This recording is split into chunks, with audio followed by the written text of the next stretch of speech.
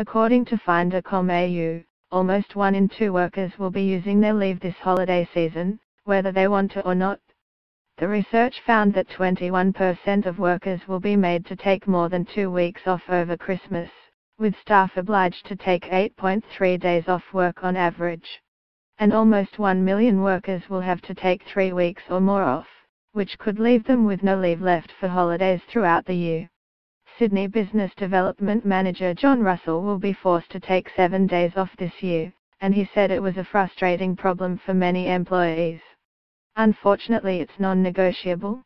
The issue is I've just cracked back into positive leave and now I have to take another 7 days off, so I'll be back into the negative, he said. It means I can't take holidays later in the year when I actually want to take them.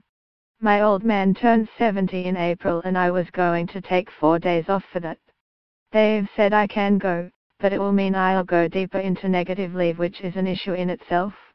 It's a new business and a lot of people haven't accumulated enough annual leave yet to even maintain a positive balance. I have only been in the business for 6 months, and I am not the only one in this position.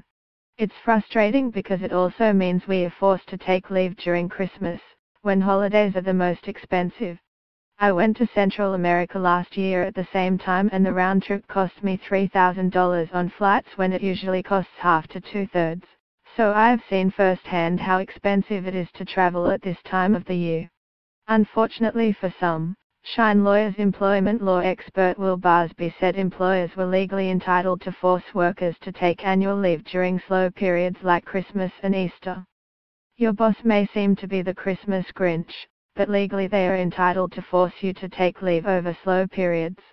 It comes down to whether it's common practice in the industry, but employees, so long as they are given reasonable notice, do have to take their forced annual leave, he said.